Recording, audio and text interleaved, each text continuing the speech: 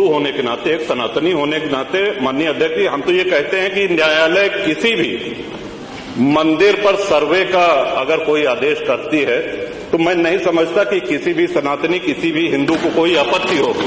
हमने किसी के धर्मस्थल तोड़ के अपने धर्मस्थल नहीं बनाए। करें, जहां करना हो सर्वे करें। हम कभी गुम्मा अद्धा नहीं चलाएंगे, हम पत्थरबाजी, हम न्यायालय के निर्णय को सम्मान करेंगे। न्यायालय ने किसी सर्वे का आदेश दिया तो उस आदेश को पलटने के लिए क्या तरीका है? उससे बड़ी अदालत में जाए कि सड़क पे खड़े होकर के पत्थर प्रशासन के ऊपर और पुलिस के ऊपर चला जाए।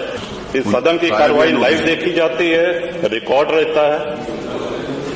माननीय नवाब साहब हमारे बहुत अच्छे मित्र हैं, साथ में मंत्रिमंडल में भी रहे। पहली बात तो ये स्पष्ट हो जानी चाहिए कि जो सर्वे हो रहा है वो न्यायालय के आदेश पे हुआ है।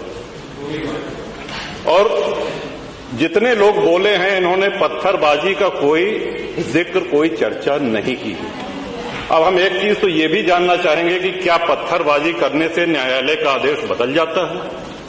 अगर न्यायालय ने किसी सर्वे का आदेश दिया तो उस आदेश को पलटने के लिए क्या तरीका है?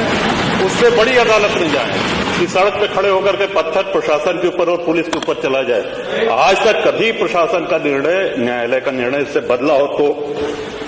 दूसरा, श्रीमान, पुलिस और प्रशासन के लोग जो घायल हुए हैं उनके प्रति किसी ने कोई पीड़ा, कोई चिंता व्यक्त नहीं करी। बहुत गंभीर मामला है ये। ठीक उसी तरह है जैसे बहराइच में 22 साल का एक नौजवान राम गोपाल मिश्र, 4 महीने पहले शादी हुई थी, उसकी हत्या कर दी गई। इतनी निर्मम हत्या करी गई, इतनी गोलियां शरीर में मारी गई, हाथ के नाखून भी निकाल लिए गए। अपराध क्या था कि उसने अपने धर्म का एक झंडा लगा दिया। श्रीमान, इसी चर्चा में एक बड़ा रोचक तथ्य सामने आया।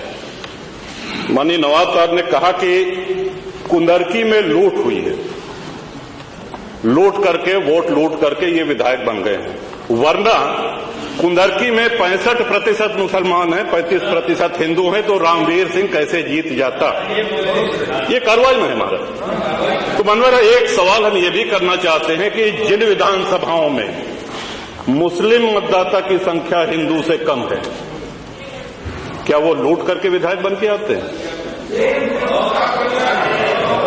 या क्या हिंदू बाहुल्य जो विधानसभाएं हैं वो मुसलमान को वोट नहीं देती?